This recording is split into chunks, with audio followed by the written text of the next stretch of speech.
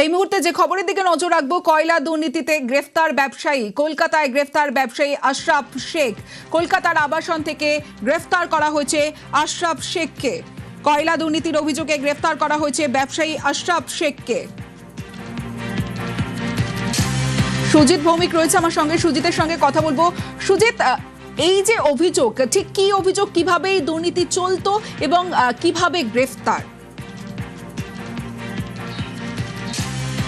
তখন হলদিয়া বন্দরের ভেতরে যে কাজকর্মের সঙ্গে যুক্ত এক বেসরকারি সংস্থা এবং সেই সংস্থার কর্ণধারকেই গ্রেপ্তার করা হয়েছে। কি কারণে? মূল কারণ কয়লা দুর্নীতি, এবং সেই কয়লা দুর্নীতির অভিযোগেই গ্রেপ্তার করা হলো এই ব্যবসায়ীকে, যার পরিচিতি তৃণমূল নেতার দাদা এবং তৃণমূল কাউন্সিলরের ছেলে।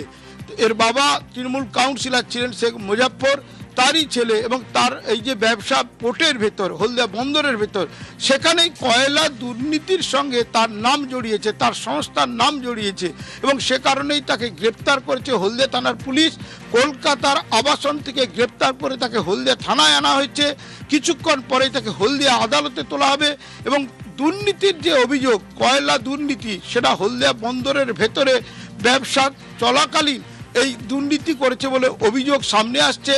পুলিশের কাছে অভিযোগ আসার পর তদন্তে নামে পুলিশ, এবং হলদিয়া বন্দরের ভেতরে কয়লা দুর্নীতির যে মারাত্মক অভিযোগ, সেই অভিযোগেই গ্রেপ্তার করা হয়েছে ওই ব্যবসায়ীকে, এবং তিনি এই ব্যবসায়িক সংস্থা তার কর্ণধার, এবং তাকে গ্রেপ্তার করে কলকাতা থেকে হলদিয়ায় আনা হয়েছে, হলদিয়া থানায় রাখা হয়েছে। সেখান থেকে আর কিছুক্ষণ পরে হলদিয়া কোর্টে তোলা হবে।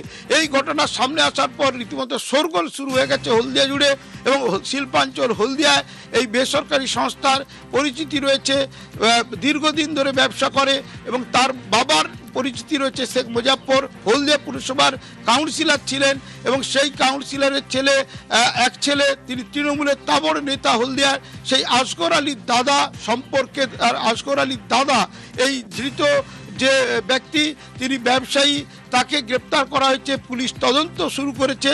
পুলিশের দাবি তাকে পুলিশ রিমান্ডে নিয়ে জিজ্ঞাসাবাদ করবে, এরকম সূত্রের খবর। এখন দেখার হলদিয়া আদালতে তোলার পর সবটা সামনে আসবে তমশ্রী। বেশ সুজিত।